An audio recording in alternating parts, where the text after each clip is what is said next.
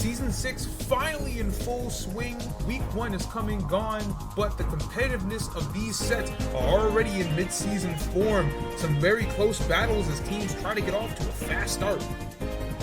Corway versus Dreamyard. Would the rookie have some tricks up their sleeve, or would Year take Z to school in his first match in Season 2? CJ and Nico in a battle of wills and patience. Who takes the first edition of the Winthrop War? Town and Fuchsia City both looking to start the season 3-0, but would the roadblocks they faced in their final game of the week prove to be too much? And history already being made. Wait till you find out the numbers Iron Crown is already putting up. It's the Week 1 review of NWBA Season 6. Wonder Room is brought to you in part by Booze Mobile and by Kurtz's Chicken. And now for your host, King Vasser. Hello everybody and welcome back to another episode of Wonder Room. The season has finally begun. We can stop all the conjecture, we can stop all the speculation, all the chalk talk. We finally have something concrete to talk about. And there is a lot to talk about. 1 week down, every team has played 3 games, so we finally get an idea of who's good and who might not be and who might need a little bit more time to get into the swing of things. A lot of fun stuff to cover. First off, we're going to start with the season standings. Who's gotten off to a fast start and who might want to look ahead to next week already. After 1 week, Pursuit stands as the only 3-0 team in the Ruby League, a perfect 6-0 in games, and a monstrous plus 27 win differential. Perhaps the best win diff we've ever seen from any team through 3 games in NWBA history. Legacy, Hearthome, and Blackthorn all sitting at 2-1, although one of Blackthorn's victory came via forfeit against Sicily. Turnback, Kitakami, and Snowpoint all sitting at 1-2 with varying win diffs, and Sicily bringing up the rear at 0-3. Again, with that aforementioned forfeit loss to Blackthorn. Over in the Sapphire League, both Fuchsia City and Lava Ridge Town sit at 3-0. Fuchsia City a plus 25 win differential, almost as good as Pursuit, while Lava Ridge Town's plus 10 still nothing to scoff at.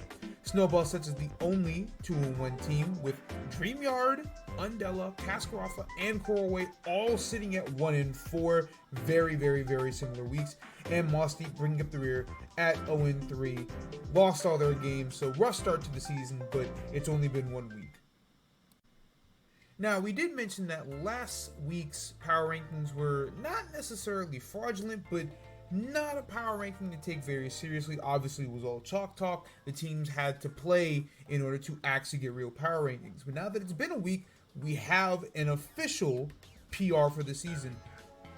Pursuit, Fuchsia City, and Lava Ridge Town mark out the top 3. Makes sense, they all went 3-0. Followed up by Legacy, Snowbell City, and Hearthome, with Blackthorn coming in at 7th, the lowest 2-win team. Again, they only played 2 sets really this season, but you gotta give them credit based on what they did earlier in the week that they probably would have gotten that second one anyway. And then all of the 1 and 2 teams bunched together from 8 to 14. It's really hard to rank those teams, so they're all pretty much tied if you really want to look at it. You could say that all 7 of those teams are at 11th, and things will sort themselves out more as teams play more games later in the season. And then Sicily and Moss Deep bringing up the rear.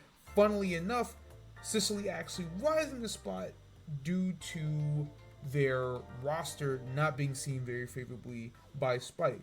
And a bit of an inverse, Legacy being the only team among the top 6 to actually drop a spot based on how good Spike thought Nico's roster was to start the season. So again, very early on, you will see a lot more shifting go on as the season progresses before things really start to settle in.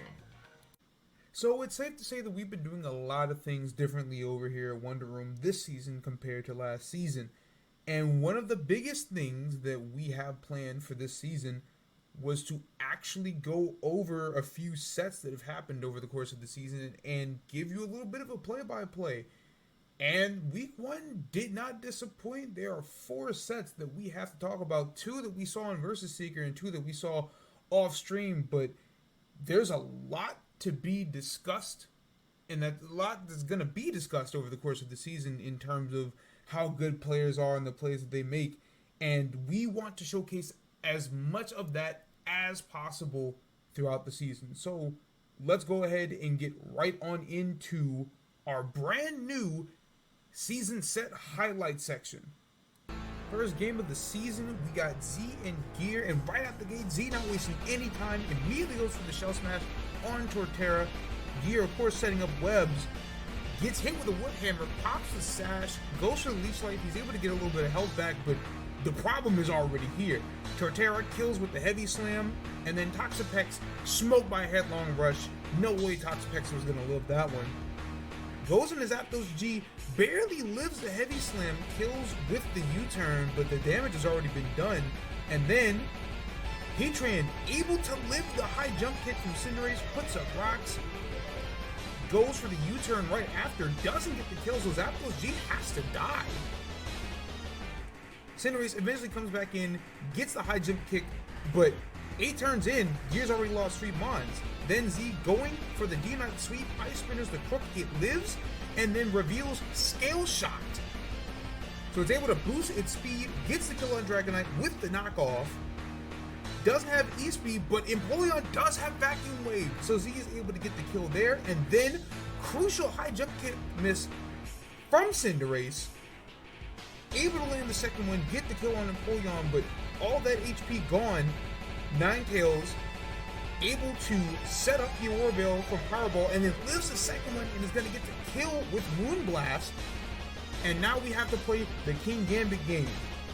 But immediately gets frozen by Freeze Dry. And then Cinccino going for the tidy up finisher. Only gets 4 hits on Tail Slap. King Gambit finally thaws out. Doesn't get the first Sucker Punch. We have to play these games, but gets the second. So in comes Ninetales A, but because Gear already had the Sucker, gets encored, and from there is a quick PP stall. Game 1 goes to Z. Then game 2, Cinderace misses another high jump kick right out the gate. Court changes the Aurora Veil, but all the HP gone means that it dies to the Moonblast. And then later on, Sinistra in, Strength Saps and Empoleon pops competitive. Now we have to play this game. Big crit on the knockoff, get rid of the leftovers, do a lot of damage. Empoleon's gonna keep boosting, but eventually Toxapex gets in, has to lose the Rocky Helmet, but gets off the haze. We reset back to neutral. Then Cinccino, after a tidy up, Terra Normal Tail Slap, gets all 5 hits on the Toxapex with no helmet, gets the kill. Araquanid comes in, then to Sinistra to block the Tail Slap. Araquanid comes back in, got something for that. Rock Blast. Cinccino gets another kill. And then on the last turn, right before it dies from the toxic damage from the spikes, gets a tidy up off. Spikes off the field. Z in a great position, and once again, it's time for Torterra to do its damage.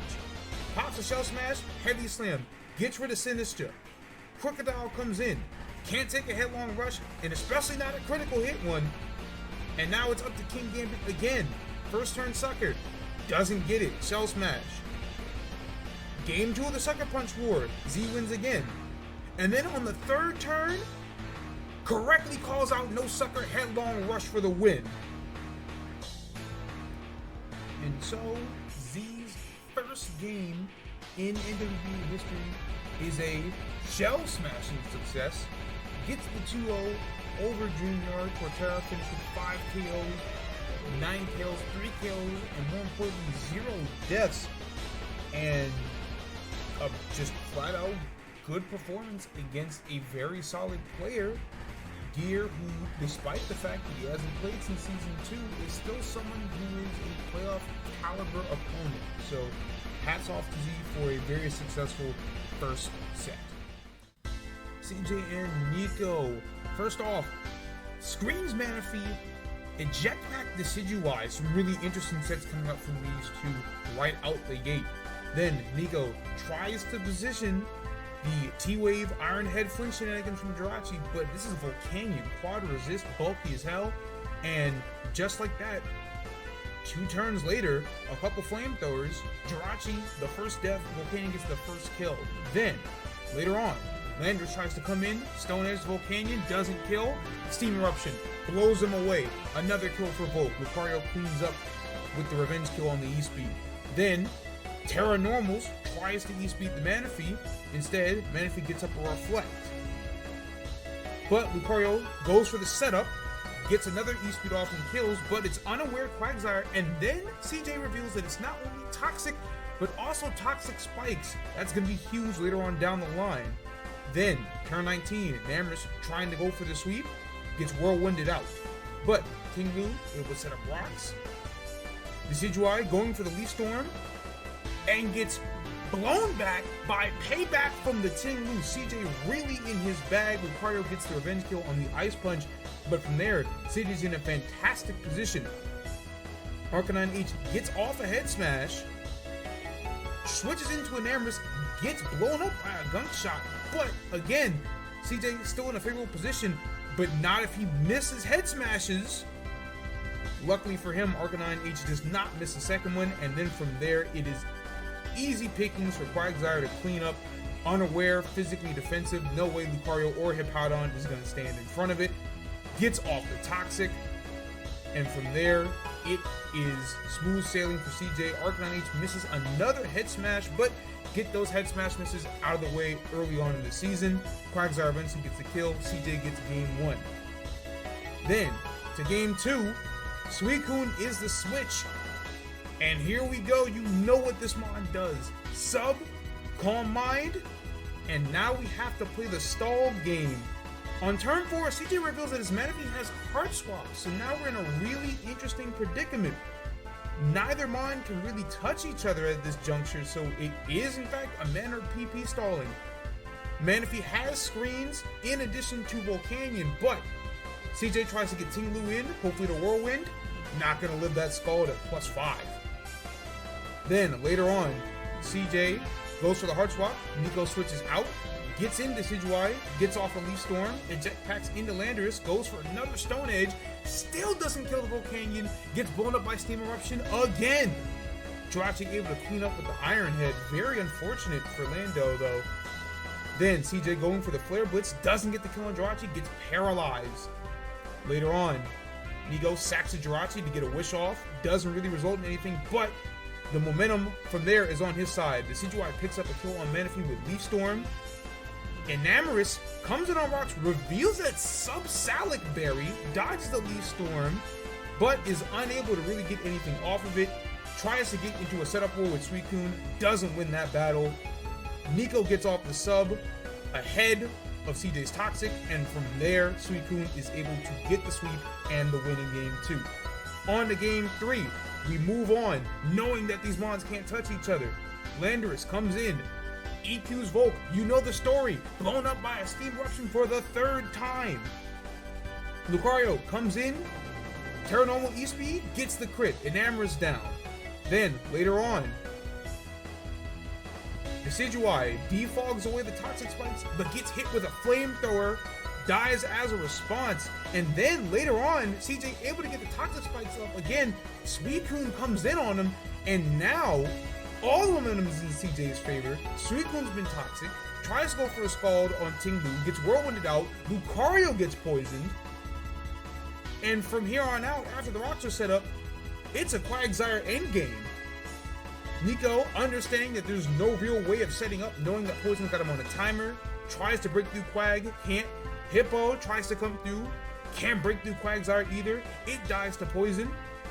Lucario eventually gets a kill on Quagsire, but it doesn't matter. It took a lot of time, it took a lot of patience, but at the end of the day, CJ was able to get the win over Nico. Quagsire with 7 KOs, 13 points, Volcanion adding 5 and 9.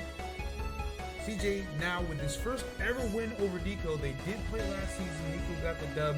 CJ able to get his revenge in that 213 turn slugfest. So, Fast and Furious action between Keg and Zap. Clefable sets up the screen, but it doesn't give him the early advantage.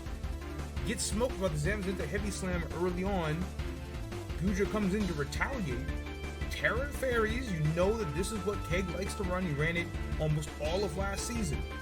Mimikyu reveals the red card and eventually tries to get a kill on Rotom Wash, gets Thunder Wave, doesn't kill with the Shadow Sneak, gets Pain Split back.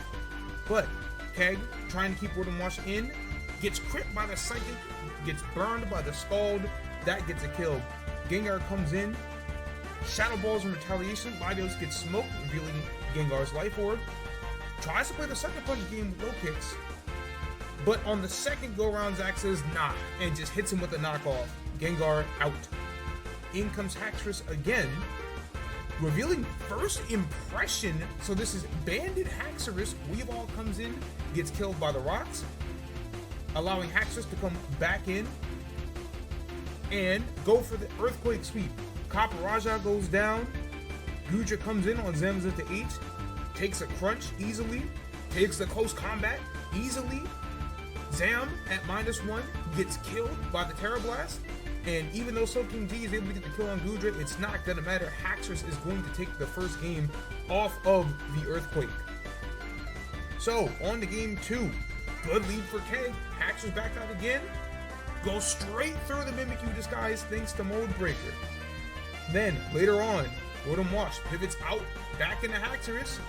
Zach not trying to play the game, just gets hit by the Earthquake. Kaparaja goes down again.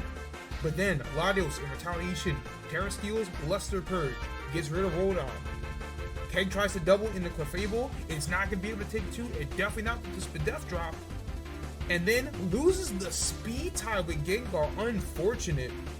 Weavile comes in, gets the knockoff, reveals the Soul Dew, is able to live the Draco Meteor and gets the kill with the second knock. But from here, Keg is in a really bad position. Zamazenta is able to get the kill with Heavy Slam, and then eventually tries to get Haxorus in, gets hit with a Sludge Bomb, unable to kill the Zamazenta with the Banded Outrage, gets killed by the CC, and Zach convincingly brings it right back and is able to take game 2. Gudra able to get a garbage time KO on Zam, but forfeits. Then, game 3, Haxorus back behind the screens.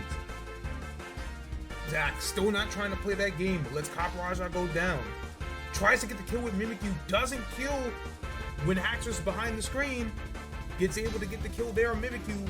Latios comes right back with the Luster Purge. Then Weavile comes in.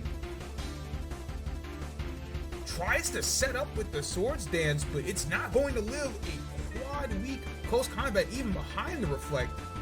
Gengar comes in, Terra's fighting to live the crunch, gets off a big Shadow Ball, but later on, Rotom Wash takes a CC, pairs the Zam, but Keg gets greedy, tries to Hydro Pump, it misses, and then he dies to the second CC. So now Keg in a really bad position. Gengar comes in, Shadow Balls the Slow King, able to get a lot of damage. Zach having to pivot just to waste some Life Orb turns. Gengar gets the kill, but loses the speed tie to Latios again. A heartbreaker for Keg, and from there, with just his defense left, there's nothing really he can do. Clefable eventually goes down to Slow King G, and Gudra able to get another garbage time KO, but it's not going to matter. Low Kicks is going to clean up with the first impression. At the end of the day, you know how it goes in this league. RNG can go any which type of way, and sometimes when it rains, it pours. So it's Zach who gets the win in the 3-game set, moves to 3-0. Zamazenta and Latios both putting up 5 KOs, and even though Haxorus and Gudra also combined for 10 KOs, not enough for Keg to get the W. One of the final sets of the week, Audi versus Critical. Audi swing for the fences early. Terra ices Grass Knots on the Mamoswine, revealing the Sash. But then later, turn 9, Screen Tail reveals it as Fire Blast. Caesar gets absolutely cooked. Then, turn 23, Audi setting up for the Swoon Edge sweep. Double Swords Dance, it's at +4, but Mandibuzz is behind the screens. And it lives the Bitter Blade, foul plays right back. Big trade there for Critical. And so, Necrozma Goes for the meteor beam. It misses. Gyarados able to get off a Dragon Dance. And from there, Critical is able to go for the sweep. Crunch doing big damage to Necrozma. Necrozma slower than the Gyarados, especially at +1, not going to be able to get off another meteor beam. Gastrodon comes in, reveals that it does have Storm Drain to block the waterfall, but it's not going to live the Earthquake coming out from behind. And Deoxys Defense and Thunder's Tea are nowhere near bulky enough to stop a Gyarados sitting at +3. Crunch doing big damage, Nightshade not doing nearly enough back. And at +1 speed, it's going to outspeed the Specs Thunderous Tea. Gyarados cleans up the first game, but we move to game 2. Outing with a quick lead with the Sludge Bomb from Thunderous Tea. Necrozma reveals Brick Break to counter the Scream Tail screens. Gets big damage off of the Photon Geyser on Blastoise as it goes for the Shell Smash. We already saw that Gastrodon had the Storm Drain, so it's able to block the Surf and easily live the Dark Pulse. So Gastrodon able to get the kill on Blastoise right back. Then, turn 21. Ceruledge comes in, Bitter Blades the Gyarados, goes for the sweep. A bit early, gets the crunch off on the Gastrodon, not able to live 2, so Gyarados is able to pick up another kill, and things look like they might be getting out of hand again, but Ceruledge has a Sash, lives the waterfall, gets off the SD, goes for the Poltergeist, but doesn't kill behind the Reflect. Gyarados picks up yet another kill. Now it's at +3. Things are really dangerous, but later on down the line, Scream Tail catches Caesar napping again, and things look really bad for Audi, but Deoxys D reveals that it can get off a Spike, and because of that, Thunderous Tea able to pick up the kill on Wo-Chen on turn 48. And then, on turn 55, Necrozma sacks itself on the Rocky Helmet to get rid of the screens, lets Thunderous Tea come in, gets a big kill on Mandibuzz. Scream Tail, unable to do enough damage to Deoxys Defense, gets killed by the Nightshade, and Gyarados not able to do enough damage either, also gets killed by the Nightshade. Big game 2 win for Audi. Then, game 3, turn 20, Necrozma, big crit on the Photon Geyser on the Blastoise. Huge critical hit for Audi. Gastrodon able to come in, live 2 Dark Pulses, and Blastoise is low enough to die to the Surf. Scream Tail comes in right after, already low, gets off a Wish, also dies to the Surf. But the Mammal reveals Trailblaze, gets the kill on Gastro, and gets up to full, and now things are really dangerous for Audi. Has to Terra Ice, gets red, gets hit by the Earthquake for big damage, pops the Sash, but Mammal already got off the damage it needed, gets 2 quick hits in on Necrozma with the kill, and then gets rid of the Sash on Ceruledge. Ceruledge is able to get the revenge kill, but doesn't really matter. Turn 32, Gyarados is in. Not enough defense left on the field. The Sash on Ceruledge is gone, which means it's time to get active. 2 crunches makes quick work of Deoxys Defense. Thunderous Tea, no way in hell it can live the waterfall. And surely, a Bullet Punch from Caesar and a Shadow Sneak from Ceruledge is not going to get the kill. And sure enough, it doesn't. Gyarados cleans up the 3rd game. So it was a well-played set from Audi. Thunderous Tea and Gastrodon were big contributors to the set, but at the end of the day, it's Critical who gets the win, gets to move on to 3-0, just one of 3 teams to do so. Gyarados' monster day, 10 KOs, 19 points, is ultimately the difference maker in the set. Well, we hope that was fun for everybody and look forward to more of those as the season progresses. But now it's time to get back to the stuff that you're used to us seeing doing on Wonder Room. And that is going over the stat leaders of the week, as well as the Pokemon of the week, and a brand new section that some of you know about, but that hopefully all of you are looking forward to. For the week 1 leaderboard, it's going to be a lot of the same faces. There were quite a few mons that just dominated every single chart because of the weeks that they put up. Starting with KO's Iron Crown 23, absolutely monumental week. Mamoswine coming in second with 13, Torterra and Great Tusk tying for 12, and 5 different Pokemon tying with 11 KOs, including Zapdos, Gyarados, Goodra, Latios, and Barraskewda. Iron Treads leads in total assists with 14, Hippowdon and Cleavor both put up 9, Capraja 8, and 3 Mons, Weezing G, Glamore, and Torkoal put up 5 assists. Iron Crowns also leads in total points, with Mammotusk coming in behind and Barraskewda entering tied for 3rd, and Zapdos and Torterra being tied at 5th with 21. In terms of points per game, once again Iron Crown with Great Tusk, Barraskewda, Torterra behind it, and then Zapdos actually breaking the tie and putting up 4.2, which is good for 5th standalone.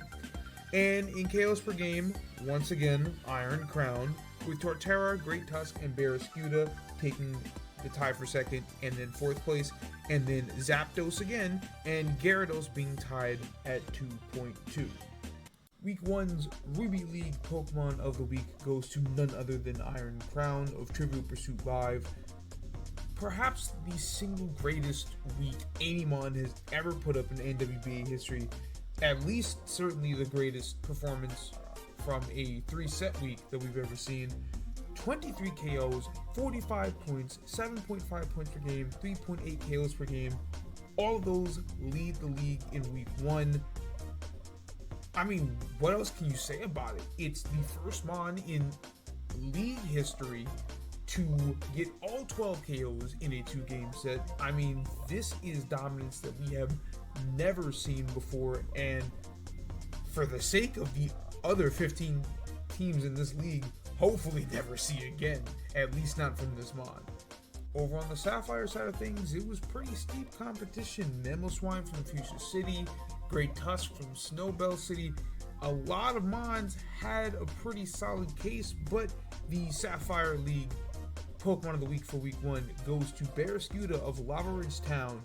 11 KOs, which was tied for 4th in the Sapphire League. 23 points, which was 2nd. But the important numbers, 5.8 points per game, which was tied for 1st, and 13 KDA, which was standalone 1st in the Sapphire League. Like we said, there were a lot of Mons that were really contending this week, but Barraskewda did it in a very efficient manner, played 4 games, racked up all those numbers, and so it swims away with the award in week 1. And now for what might be the funnest segment that we've ever done in Wonder Room. It's the brand new ZU moment of the week. Essentially, it's going to be a moment for the week of play that just makes you scratch your head and wonder what in the hell is wrong with these players. And for this week's ZU moment of the week, we have Blackthorn and Snowpoints versus Seeker set. Now, at first glance, you look at Blackthorn's team and you think, oh, that's a pretty strong team, but look closely. 1, 2, 3 UUs. That is an illegal comp, and that happens, right? Teams do this all the time in week 1, sometimes later on in the season. That's not what makes a ZU moment of the week. Now, fast forward in the set. Greninja presses a button, it's not Protean. Okay, makes sense. This is Battle Bond. But then, later in the set, picks up a kill on Conkeldurr, doesn't activate Battle Bond. So this thing is Torrent. That by itself is very concerning. But we proceed, and then you realize it's not Torrent either. You probably noticed by now that this is in a custom game and not an OU battle. That's because the Greninja has no ability. I've seen a lot of mistakes in my day, but I have never seen somebody just flat out forget to bring an ability on a Mon in a set and then just run up custom game like it's no big deal. And then you go to game 2, Greninja picks up a kill here, activates Battle Bond. Except because you put Battle Bond on it, you switch the ability, which is also illegal. And naturally, neither team catches the other team's mistake. Just overall, unbelievably sloppy. Listen, we know that there are a lot of rules, and for newcomers, sometimes it's hard to keep track of everything.